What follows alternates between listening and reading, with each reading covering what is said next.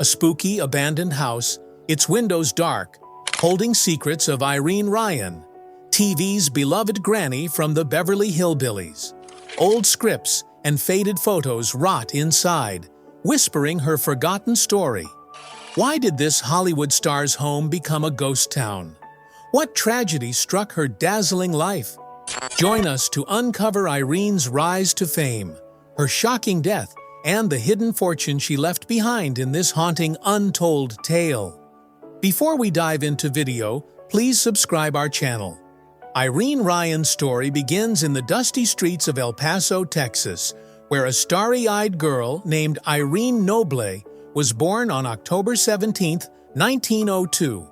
At just 11, she stole the stage at San Francisco's Valencia Theater, winning $3 for singing Pretty Baby in a contest. That spark of fame lit a fire in her. By 14, she lied about her age to join a California stock company, dodging child labor laws to chase her dreams. School couldn't hold her. She ditched high school after 2 years, hungry for the spotlight. For 4 years, she honed her craft in stock theater, performing across California's small stages. Irene wasn't just a kid with big dreams. She was a fearless hustler, ready to risk it all for a life in show business. Her grit and passion set the stage for a career that would make her a legend. This was no ordinary girl. This was Irene Ryan, running toward a destiny that would captivate millions. At 20, Irene Ryan found love and stardom with Tim Ryan, a charming vaudeville performer, marrying him in 1922. Together, they became a powerhouse comedic duo, lighting up stages with their hilarious Dumb Dora act, where Irene played a lovable, scatterbrained woman. Their chemistry sizzled on radio with their show Tim and Irene, captivating the nation. They starred in 11 comedy films like The Wacky Family, 1936, their on-screen magic mirroring their real-life bond. Their fame grew, landing them on The Rudy Vallee Show and The Bob Hope Show.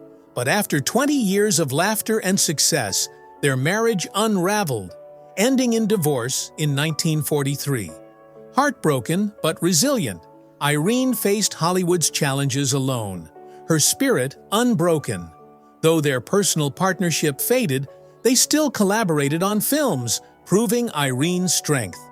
This chapter of love and loss shaped her, fueling the grit that would carry her to her iconic role as Granny.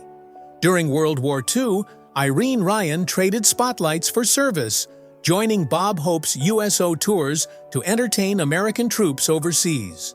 With her quick wit and warm humor, she performed in war zones, lifting spirits in veterans' hospitals and remote bases. She continued her mission during the 1948 Berlin airlift, bringing laughter to soldiers in need. Bob Hope, her friend and collaborator from The Bob Hope Show, praised her impact, saying, "Laughter at the front lines is precious to those grand guys giving everything." For Irene, these shows weren't just gigs, they were a heartfelt way to give back, using comedy to heal. Her experiences taught her the power of laughter in dark times, a lesson that deepened her craft.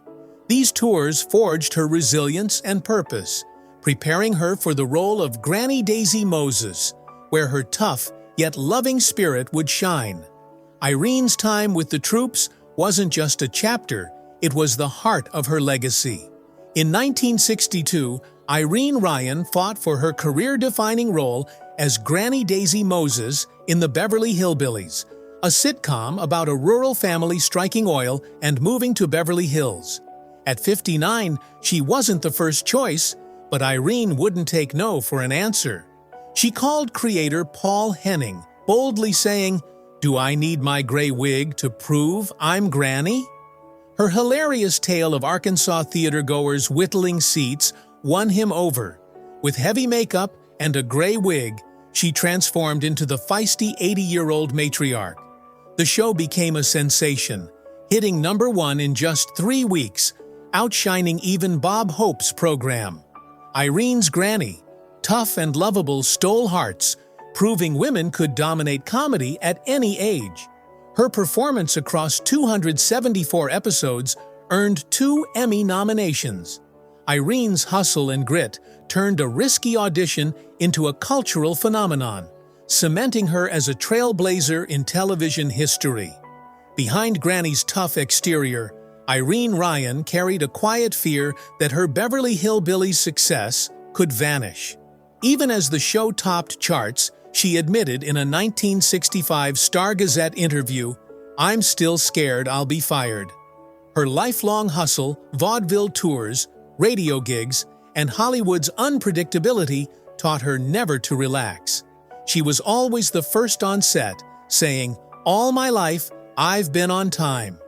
This relentless drive defined her, rooted in a career where one misstep could end everything. Irene's work ethic resonates today, especially for those grinding in competitive fields like entertainment.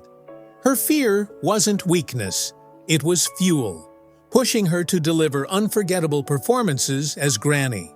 In an industry that chews up talent, Irene's vigilance kept her shining. Her story reminds us that even icons battle doubt, but perseverance turns dreams into legacies. Irene didn't just play a survivor on TV, she lived it, proving grit outlasts glamour every time.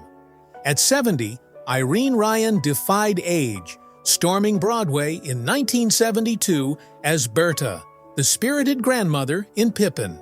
Her show-stopping performance of No Time at All electrified audiences, earning a Tony Award nomination in 1973.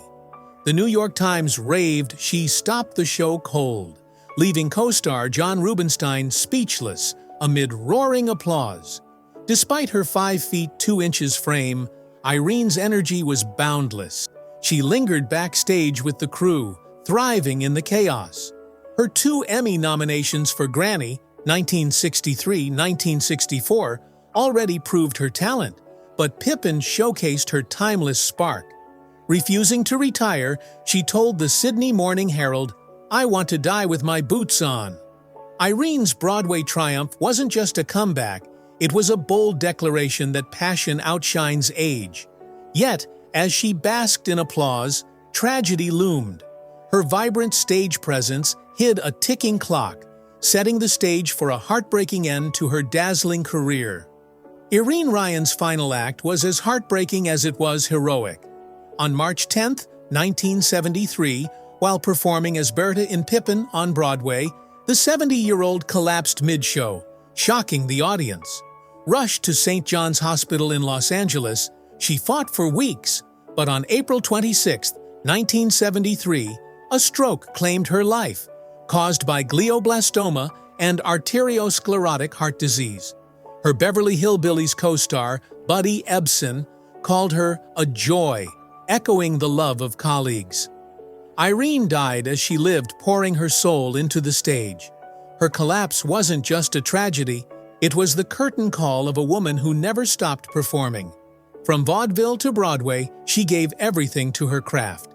Her death left a void, but her spirit lingered in the laughter she sparked. Irene's story proves that true stars shine brightest in their final moments, leaving a legacy that outlives the spotlight's fade. Irene Ryan's heart was as big as her talent. With no immediate family, she left her entire $1 million fortune to the Irene Ryan Foundation, a fund she created to support aspiring young actors.